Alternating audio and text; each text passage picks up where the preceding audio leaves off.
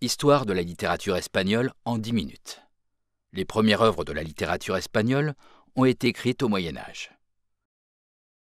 Le Cantar del Mio Fif, dont on ne connaît pas l'auteur, est la première œuvre écrite en vers en espagnol. C'est une chanson de geste qui narre les exploits du Fif Campeador.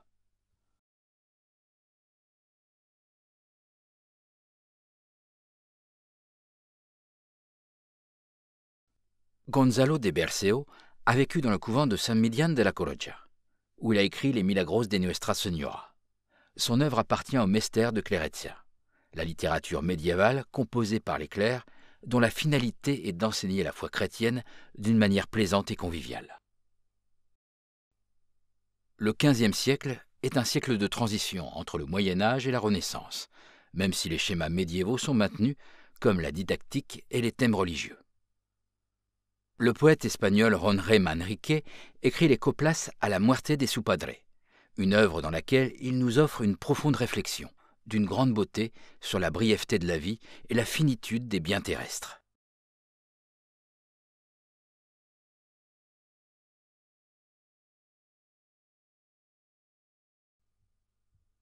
Fernando de Rojas a produit la Felestina, sous le règne des rois catholiques. L'œuvre traite de l'amour de Callisto et Mélibéa, deux jeunes oisifs dont la relation est favorisée par l'entremetteuse Felestina. La Renaissance impose une division entre le naturel et le surnaturel, face au Moyen Âge où le religieux intervenait constamment. À cette époque, on apprécie la vie matérielle, ses plaisirs et la beauté du paysage et de la nature.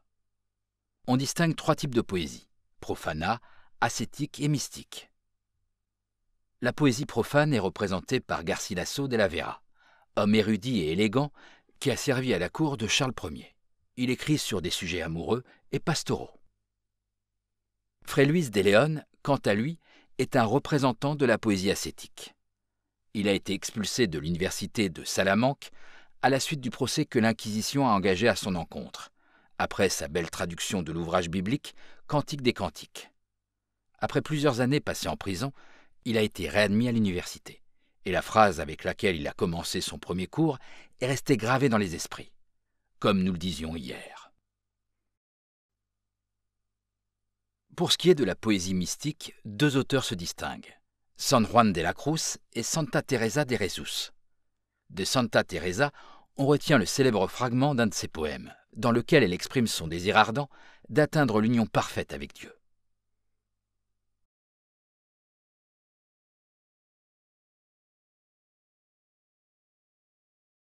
C'est entre la Renaissance et le baroque que naît le roman picaresque, avec El Larizo de Tormes, dont l'auteur est inconnu. Cela marque l'apparition de la figure littéraire du Picaro, qui a donné lieu à des romans ultérieurs du même genre comme Guzmán de Alferleche de Mateo Alemany ou La vida del Bucón Lamado Don Pablos de Quevedo. Miguel de Cervantes naît et se forme à l'époque de la Renaissance, mais il vit et meurt à l'époque du baroque. Il est considéré comme le père du roman moderne. Après avoir écrit la Galatea, un ouvrage qu'il ne termina pas, et une série de romans exemplaires, il atteint le sommet de son talent avec El Quirote, publié en 1605, dont le protagoniste Alonso Quirano, amateur de romans de chevalerie, perd la raison et se lance sur les chemins avec son cheval Rocinante et son écuyer Sancho pour imposer la justice selon les normes de la chevalerie. Le roman commence par cette célèbre phrase.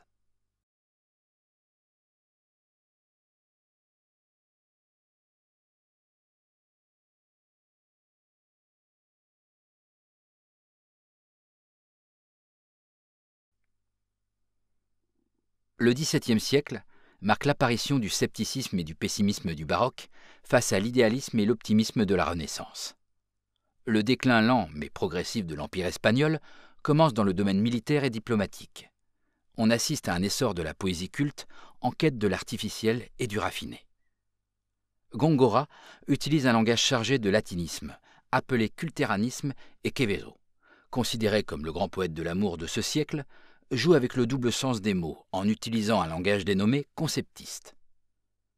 La rivalité entre les 2 auteurs est bien connue, de même que les vers où Quevedo parodie le nez de Góngora.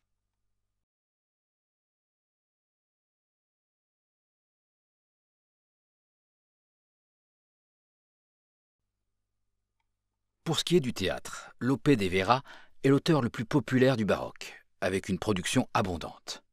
Il renouvelle le genre théâtral en composant ses œuvres en harmonie avec l'époque dans laquelle il vit. Parmi ses œuvres, nous pouvons distinguer les comédies de Cap et d'épée.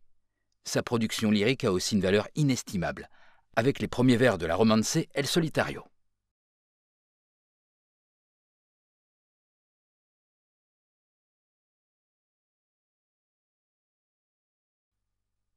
L'autre grand auteur théâtral du baroque est Calderón de la Barca, qui crée un théâtre plus philosophique, apportant plus de profondeur et de réflexion à ses personnages.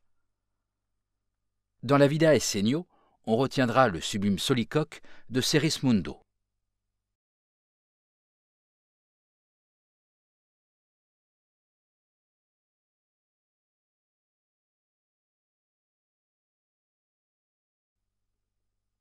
Le XVIIIe siècle marque l'instauration de la dynastie des Bourbons, avec le roi Philippe V et le début du siècle des Lumières, qui tire son nom du mouvement des Lumières né en France. C'est le retour au classique, dans un but didactique et moral. Les fables d'Iriart et Samaniego, qui mettent en scène des animaux, en sont un bel exemple.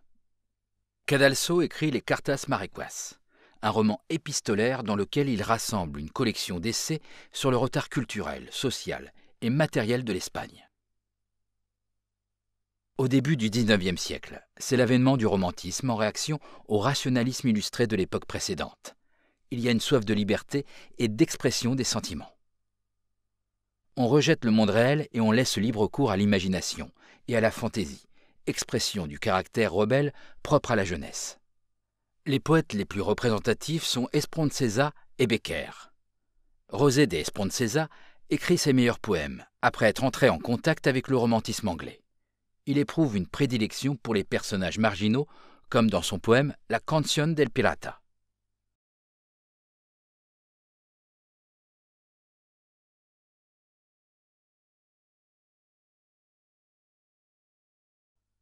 Pour sa part, Gustavo Adolfo Becker, considéré comme l'initiateur de la poésie moderne, a un style simple et intimiste.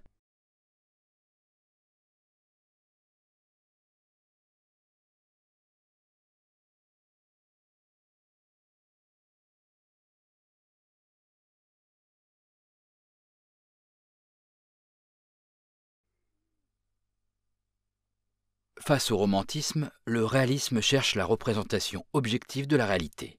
Le naturalisme s'y attellera d'une manière détaillée et extrême.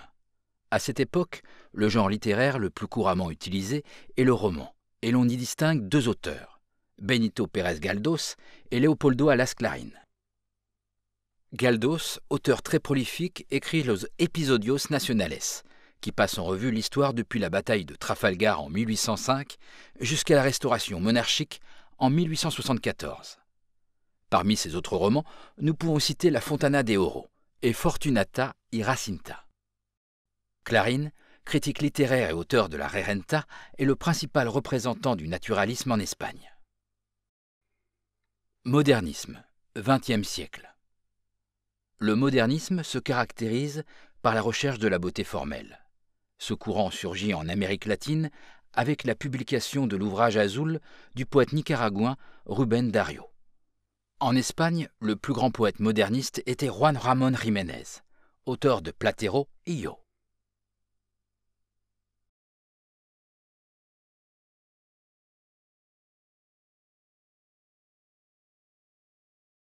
Les auteurs de la génération de 98 aspirent à renouveler la société et sont préoccupés par les problèmes de l'Espagne. Avec la perte des dernières colonies de Cuba et des Philippines en 1898, Azorín, Barrora et Ramiro de Maeztu proposent des solutions radicales qu'ils mitigeront par la suite. Leur langage est simple, agile et communicatif. À ces trois premiers auteurs viendront s'ajouter d'autres écrivains, comme Miguel de Unamuno, Antonio Machado, Valle Inclán. Pío Baroja écrit de nombreux romans, notamment El Árbol de la Ciencia, Zalacaín El Aventurero et Las Aventuras de Chantillandial, ces deux derniers se déroulant au Pays basque. Dans la poésie d'Antonio Machado, El Camino est une référence constante.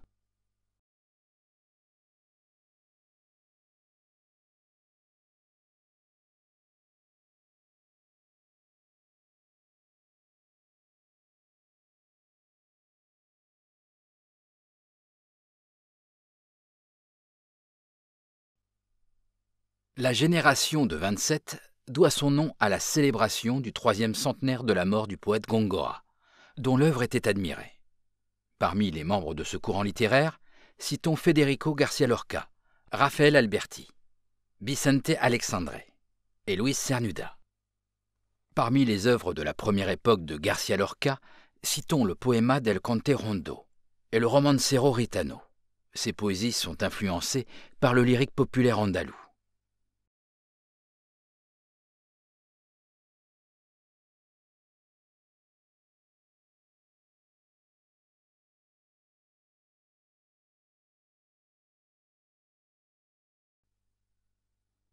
Les romanciers de la dite littérature d'après-guerre apparaissent au terme de la guerre civile.